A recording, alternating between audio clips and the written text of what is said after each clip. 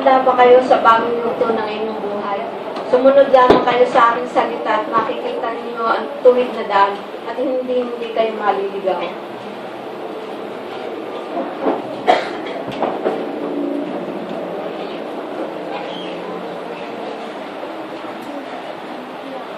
Manatilihin ninyong malinis ang inyong puso. Manatili kayo sa aking salita at manatili ako sa inyo. Isang pinagpalang buhay sa inyong lahat, mga kapatid. Hindi Merry Christmas, hindi Happy New Year. Pang mundo yun eh. Ito yung araw ng giving of the best. Ngayon, ito yung acid test. Kung makakapasa tayo, kung ano magaganap sa 2015, it is because we have done it today. Yung ginawa natin ngayon, yun ang future. So kung ano mangyayari sa 2015, malalaman mo yan, yung ginawa mo kahapon. What have you done yesterday and today will be your tomorrow. So mga kapatid, maghahandog tayo ng giving of the best. Maghandog muna tayo.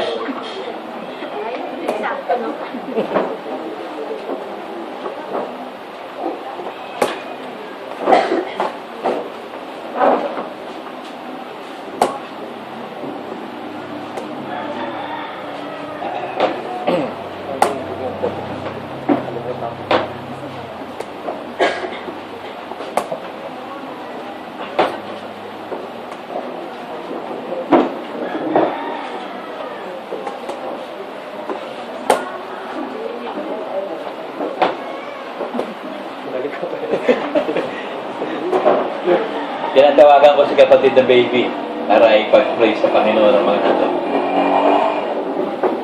Tuon natin ang ating mga kamay sa ating mga handog, mga kapatid. Diyos amang makapangyarihan sa lahat, sa pangalan po ng inyong anak na Jesus. Panginoon, narito ang iyong mga anak, inialay at inihandog ang aming pinakamabuting handog para sa inyo. Panginoon, pagpalain mo ang lahat ng mga handog na ito. At sinabi mo sa iyong salita, Panginoon, na huwag kang dudulog sa iyo na walang handog. Hindi lang ng material na bagay ang aming inihandog, kundi ang aming mga sarili, Panginoon. Kaya, Panginoon, muli maraming salamat sa pagkakataon na ibinigay mo sa amin lahat. Sa pangalan ng inyong anak ni si Jesus. Amen. Amen. May sinasabi sa Proverbs 3:9.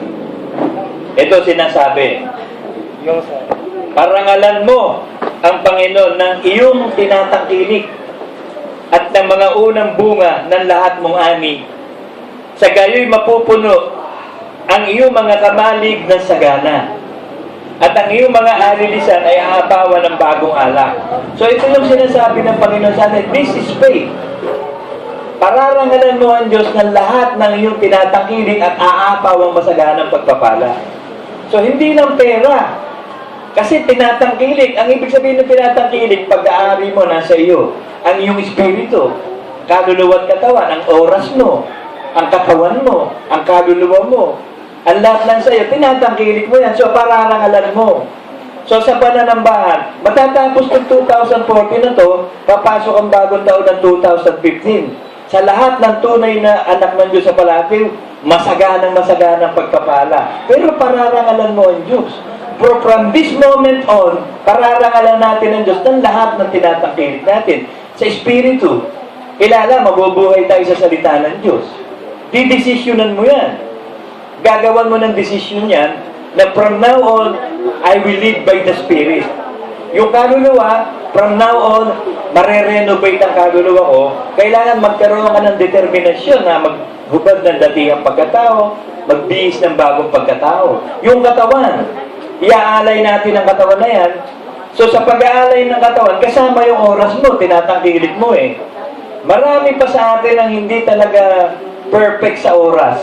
Alam niyo sa Amerika, 1 minuto ka lang malit, iiwan ka na. Kaya sila pag I will meet you there 12 o'clock sharp. Kinakailangan kasi yun ang standard eh. Yun ang kanilang pamumuhay. Kaso dito sa Pilipinas, meron tayong tinatawag na manyana habit. Na-acquired natin yan sa Kastila eh. From that moment, from generation to generation, ang Pilipino, may Filipino time. Pag nag-usap, sabi mo, alauna tayo magkita. Alam ko, alas 2 yun, alas 3. Naglulukuhan eh. From now on, magkakaroon ka na ng pagbabago ng buhay. Pag sinabi mo yung oras na magkita, ito nga, naikwento ko na sa inyo eh. Nagtatrabaho si baby dati dyan sa White Plains eh.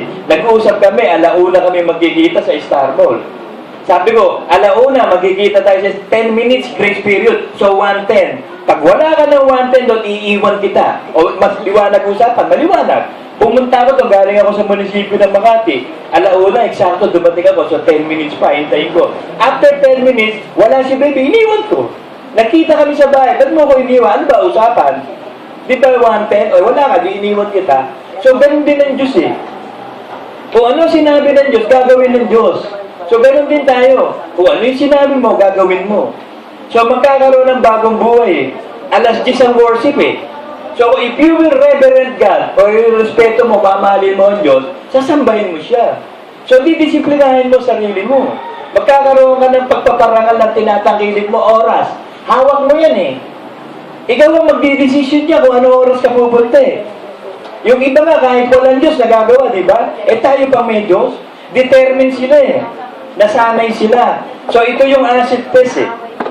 Sinusubukan tayo ng Diyos kung tayo ba'y mag-uubad na ng datingang pagkatao, magbibihis ng bagong pagkatao. Na magkakaroon ka ng respeto sa sarili mo. Magkakaroon ka talaga ng tunay na pananambahan. Kasi ang pagsamba, isang buo yan eh. Hindi ko mo 10:00 ang worship, darating ng 10:30. Asan yung reverence? Asan yung respeto? Pero bakit pag pupunta ka sa isang taong marangal, sa isang taong mamahalin, nagmamadali ka pa, may regalo ka pa, ninenervous ka pa pagpunta. Eh bakit pagdating sa Diyos? Bakit hindi mo parangalan ng Diyos ng tinatang at bubusan ng Diyos ang pagpapala? So itong pagpasok ng 2015, ito yung naging prophecy nga sa akin eh. 2014, simula ng pagpapala hanggang sa dumating ang pagpapala, ang pagdating ng wala nang tigil itong kasaganaan ng pagpapala. Doon sa tunay na sumusunod sa tunay na bubuhay sa buhay na pagbagong buhay. So ang kasaganaan ibinibigay. Dahil ito ang prayer ng Diyos sa atin. Sabi sa 3 John 2. Ito ang panalangin ng Diyos sa atin eh. Kasi ito ibinigay kay Jan eh. Sabi niya, ang matanda kay Gayo na minamahal si Gaius. Elder na matanda, iginagalang ni Jan. Sumulat siya kay Gayo, sabi niya, minamahal, aking idinadalangin na sa lahat ng bagay, guminhawa ka. Sa lahat ng mga bagay, guminhawa ka at bumuti ang iyong katawan na gaya ng pagginhawa ng iyong kaluluwa. Kasi ang unang guminhawa sa atin, kaluluwa eh. Yung ating pag-iisip, naintindihan na natin ang tunay na ebanghelyo. Naunawaan na natin ang tunay na pananampalataya. Naintindihan natin ang kaligtasan. Binigyan tayo ng revelation sa kaisipan. So guminhawa na. Hindi ka na naghahanap ng iba. The Lord is my shepherd, I shall not want. Hindi na tayo naghahanap ng isa. Iba pang iglesia, iba pang aral, o ibang ideology, o ibang kaisya, tapos na ang paghahanap eh. The quest has already stopped. We had found it. Eureka! We had found it. Natagpuan na natin ang matagal na hinahanap. Yung kulang sa buhay natin, natagpuan na natin. So maginawa na kaluluwa natin. Nagpapahinga na. So ngayon, pasasaganayin tayo ng Diyos sa lahat ng mga bagay. Spiritual, physical, material. So gagabayan tayo ng Diyos sa Espiritu Santo. Tuturuan niya tayo sumunod sa Word of God. Lahat ng gagawin natin, nababatay sa Word of God. Yun ang spiritual eh. So, mabubuhay na tayo sa spiritual. At sa katawan, ihahain na natin ang katawan bilang handog na buhay. Ibig sabihin, sunod-sunuran na yung katawan. Hindi naman kasamaan ng katawan na mag-ahari sa atin, kundi tayo. Tayo na ang mag-ahari sa ating espiritu, kaluluwa at katawan. We will be as king. Kasi merong king of kings eh. Mga hari tayo eh. So ngayon pala, i-exercise mo yung pagiging hari. Pagharian mo yung sarili mo. Pagharian mo yung espiritu mo, kaluluwa at katawan mo. So ang batayan mo, Word of God, have the mind of Christ. We will be like Christ. Magkakaroon ng kaisipan ngayon at masaganang pagpapala ibinibigay. So yun ang prayer ni John kay Gaius eh. Yun din ang prayer ng Diyos sa atin eh. Nais niya na guminawa tayo sa lahat ng bagay, pero if my words abide in you and you abide in me, ask anything, I will give it to you. It is done unto you as you believe. So yung pananampalataya mo gagana, gagawa ang pananampalataya. Pag hindi gumagawa ang pananampalataya, patay. Sabi sa James. So ang paggawa ng pananampalataya, pagtugon talaga. So, pag-aarian mo, you will be a disciple na. Ibig sabihin ng disciple, na disiplina. Parang kabayo. Ang kabayo, pag nahuli mo yan, mailap yan eh. Kailangan paamuhin mo yung kabayo. Ganon din ang isip natin, ang kaluluwa, paamuhin yan eh. I-renovate. Kailangan, anuhin yan eh, i-disiplina. Gawin disciple, na pasunurin sa Word of God. Na masakop tayo ng kaisipan ni Kristo. Yung dati nating kaisipan, hindi na yun eh. Kaisipan na ni Kristo. So, didesisyonan mo rin yan. Gagawin mo yan. At ang gusto ng Diyos, yung pagbibigay, pagsamba at pagbibigay. Sabi sa Hebrews 13:15-16, ito ang kinalulugdan ng Diyos ng lubos. Sa pamamagitan nga niya, ipaghandog tayong palagi ng hain ng pagpupuri sa Diyos sa makapit bagay ng bunga ng mga labi na nagpapahayag ng kanyang pangalan. So yung December 30, Thanksgiving to God yan eh. Magpupuri tayo ng lubos doon, puro praising, pagpupuri yun. Sabi ko kay Manuel, maganda kayo ng presentation yun, ng pagpupuri sa Diyos. Wala tayong gagawin sa December 30, kundi mag-fellowship, kumain, magsaya, uminom, magpuri, dumakila sa Diyos. Dito sa Palati, baka meron kayo diyang maihahandog na pagpupuri. Kahit ano, ihandog natin sa Diyos sa December 30. Kahit anong bagay ng pagpupuri, pagkanta, mag-presentation tayo dito. Magkaroon ng presentation to the Lord. Pagluwalhati sa Diyos. Kasi, isipin nyo na lang mabuti, buhay pa tayo. Tapos nag-i-exist pa itong iglesia ito. Yung mga kasabay natin, nasa ng lahat. Pero pinanatili tayo ng Diyos. Nanatili tayo sa aral ng apostol. At itong aral na ito is the revelation of Jesus Christ to Brother Manny. Maghanap ka ng iglesia meron ganito. Na merong wave offering, merong giving of the best. Wala eh. So ito yung pakikipag-ugnayan ng Diyos kay Brother Manny na sinasabi kung ano gagawin mo sa iglesia. Ito ang batayan ko, ito ang dekreto, imperative to. Kailangan ganapin. At yung tunay na naniniwala na si Brother Manny isinugo. At sa mga aral ni Brother Manny, nandun ang masaganang pagpapala. Kita nyo si Rahab. Kung titignan nyo, prostitute, bakit itinuring ng Diyos na matuwid? Tinanggap niya yung sugo eh. Yung iba iniisip eh, nagsinungaling sila. Hindi, tinanggap na yung sugo. Iniligtas na yung sugo, ganun din. Kung tatanggapin mo yung sinugo na iniligtas mo po, pagpapalain ka ng Diyos. Sino ba yung sinugo? Si Brother Manny. Sino ba yung sinugo? Ako. So kung pagpapalain mo yung mga isinugo, sabi nga eh, magbigay ka lang ng basong tubig na malamig eh. Sa isang propeta, tatanggap ka na ng regalo ng isang propeta. Yung pang isinugo. Ayan, nagkaroon ng tandado ng kulay pula eh. Sabi ng Diyos sa mga spy, sige, sabihin mo kay Rahab, maglagay ng kulay pulang tanda. Para kapag lulusubin na yan, Jericho na yan, kapag yan ay gigibain na ng Diyos, yung may tanda ng pula, o kumbaga sa dugo ni Kristo, may tanda ng dugo ni, ililigtas ko. Bakit? Tinanggap yung sugo eh. Nung tagapin ng Israel si Moses bilang sugo, di ba gumawa din sila ng paglalagay ng pula? Bilagyan na ng dugo yung hamba at saka yung pintuan, di ba? Inoffering ang kordero. O gano'n din ngayon eh. Pagtanggap sa sugo, kung ano yung sinasabi ng sugo, gaganapin natin. Hebrews, Acts 3:22.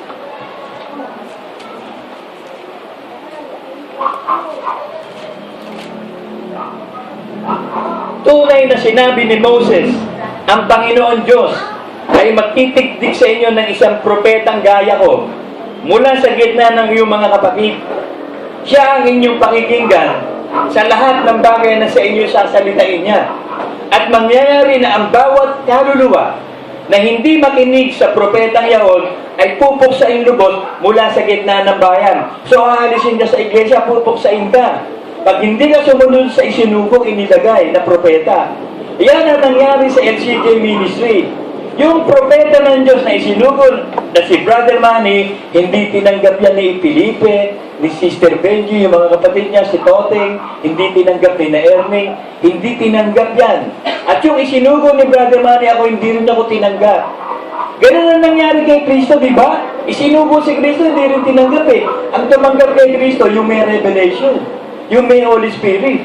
Ganun din ngayon eh. Ang tatanggap sa sugo, yung may Holy Spirit, yung may revelation. Kaya kapag tinatanggap mo ang sugo, pinararangalan mo yung nagsugo.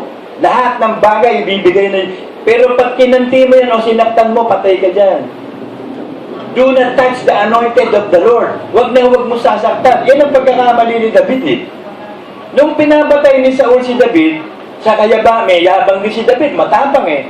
Talagang, guerrero yan eh. Ang ginawa niya, tinabasan niya ng yung laylayan ni Saul.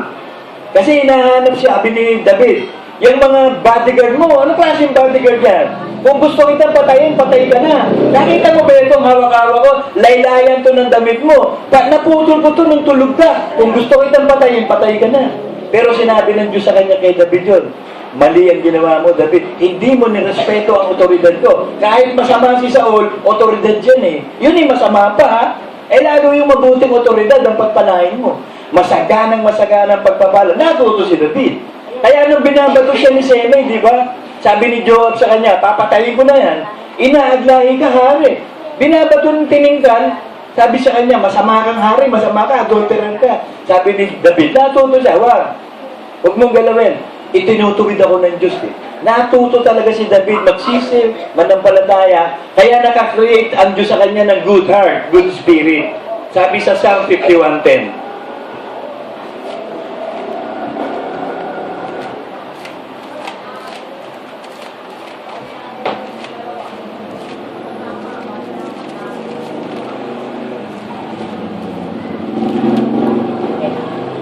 Kasi si David, tao din yan eh.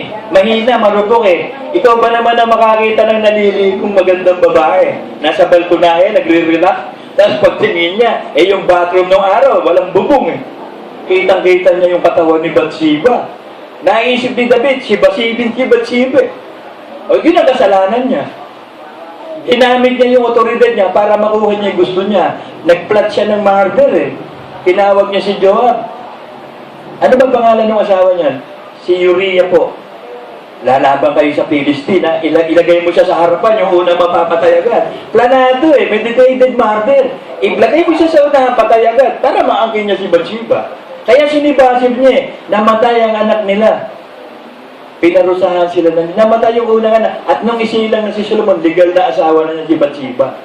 So ito yung lesson eh. Kahit naging masama si David, natuto siyang magsisi talaga. At nakagawa siya ng mga salmo. Sa tunay na pagsisisi, ito pa yung panalangin niya. Likhaan mo ako ng isang malinis na puso, O Diyos. At magdago nga na isang matuwid na espiritu sa loob ko. Huwag mo akong paalisin sa iyong harapan. At huwag mong bawiin ang iyong santong espiritu sa akin. So na-realize ni David to eh. Huwag mo akong iwan yung Holy Spirit. Huwag akong pababa. Kasi si Saul pinabayaan eh. Pumupunta yung evil spirit kay Saul. Ang ginagawa ni Saul, tumatawag ng tutugtog. Si David nung panahon na yun, tumutugtog ng harp. Nawawala ang evil spirit kay Saul pag naririnig niya yung praising o tugtog ni David. So ito naman si David din, nagkasala, pero natuto siya magsisi. Ganon din tayo, nagkakasala din. Kahit matuwid na tayo, nagpapakabanal-banal, nagkakasala tayo. Ang nagiging maganda lang kasi, yung pagsisisi natin totoo. Katulad ng pagsisisi ni David. So, pasasaganayan tayo ng lubos ng Diyos. Lahat ng bagay, lilinisin tayo. Sabi sa John 1:8.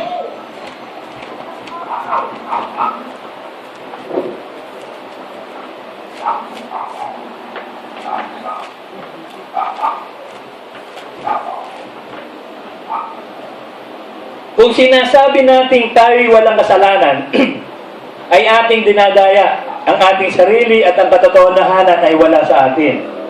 Kung ipapahayag natin ang ating mga kasalanan at tapat at banal siya na tayo'y patatawarin sa ating mga kasalanan at tayo'y lilinisin sa lahat ng kalikuan.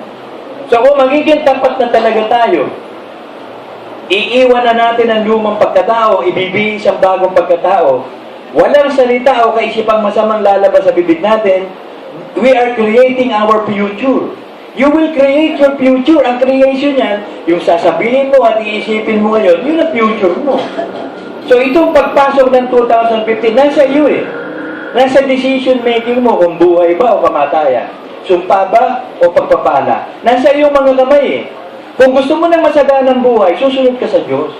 Sabi sa John 15,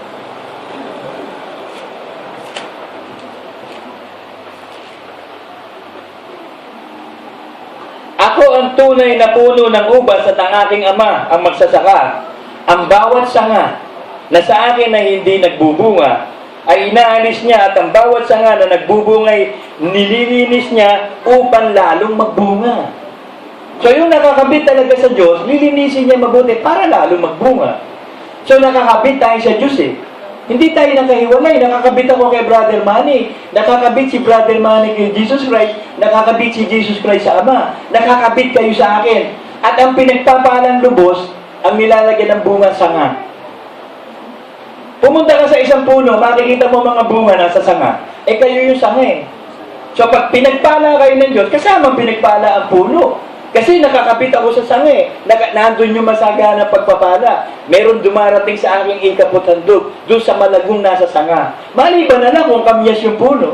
Kasi yung puno ng kamyas, kahit puno, may bunga eh. Di ba? Ako nakakita ko ng kamyas, punong-puno ng bunga, hindi lang sa sanga eh, sa puno mismo eh. Pero pag nakakita ka ng talagang puno, makikita mo, nasa sanga. So, ang unang-unang pasasaganain kayo.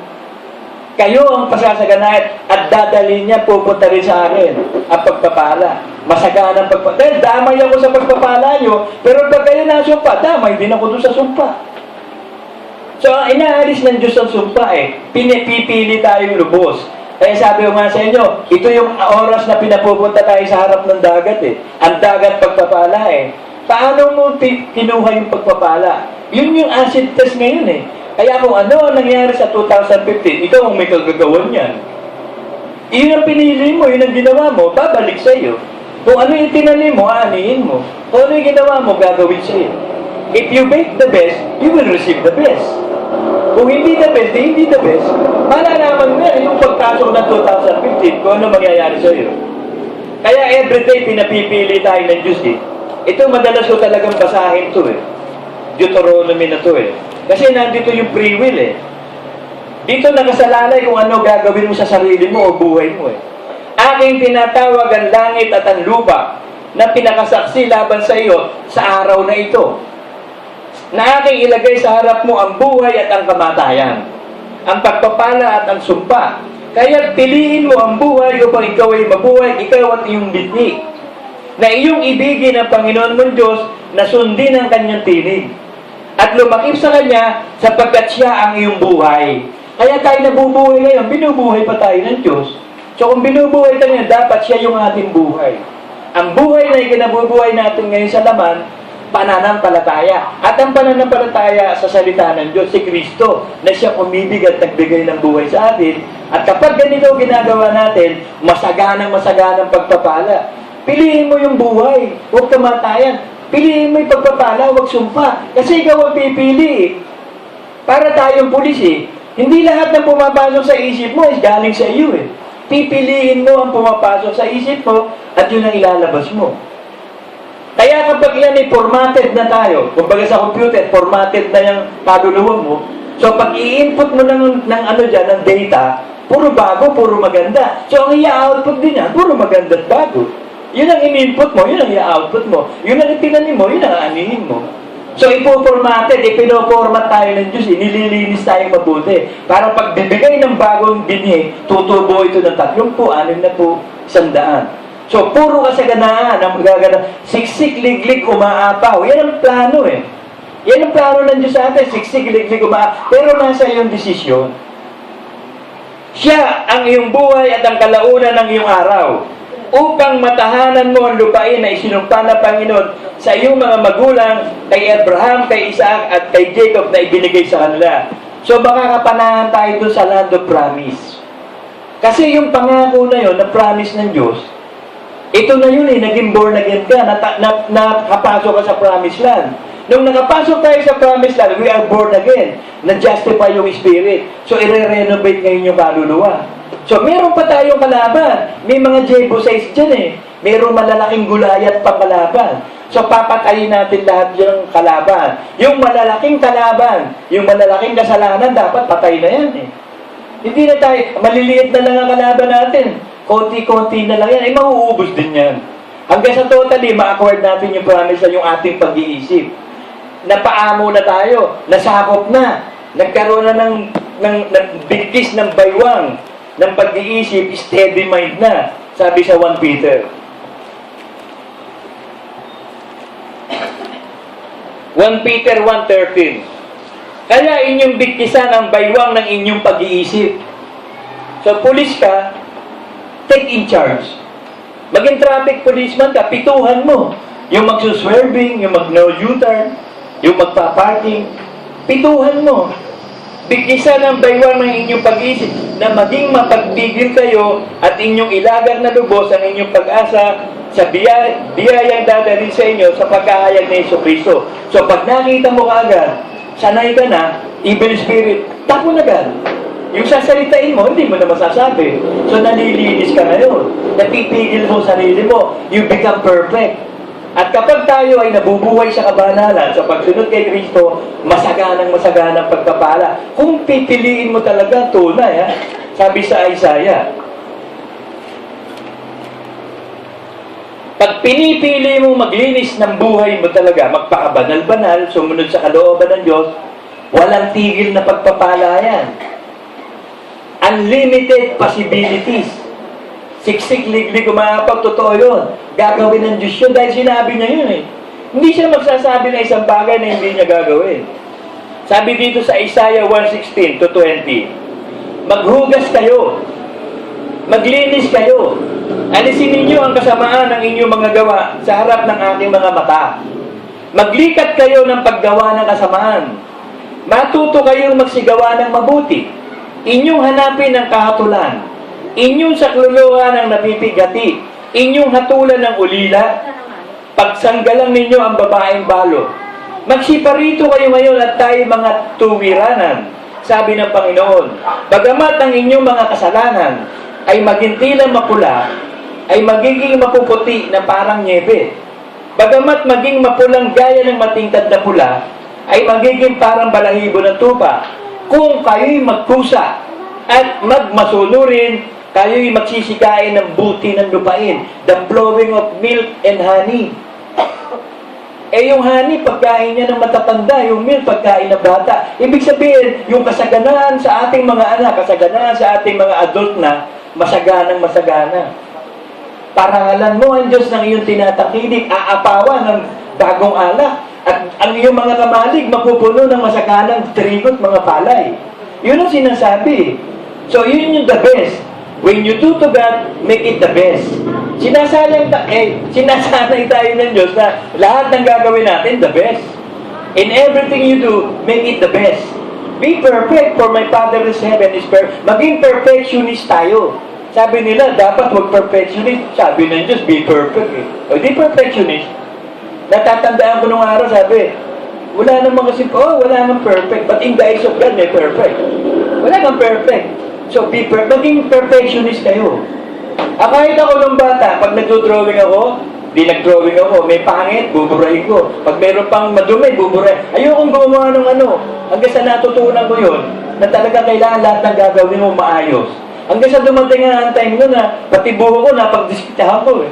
Sabi ko, parang ang dumi ko, ginawa ko, kinalbo ko yung ulo ko. Parang ang dumi ko. Parang ayoko ng masama. Ayoko ng masama. Nung pala, tinatawag na ako ng Diyos noon. Nung panahon na yun, panay padurog ko eh. Tinatanong ko mga barkada, sabi ko, pare, ano ba role natin dito sa lupa? Araw-araw ba lang tayo magtutumurog? Wala bang iba? O nung pala, tinatawag na ako, no, kaya pala ganun. Natuto na ako mangonsyensya. Sabi ko, ayoko na nitong buhay. Walang ginawa kundi durog araw-araw. Pero mo yun. Tatanungin ka ng mga barkada, pare, ano gusto mo tama? Downers ba o uppers?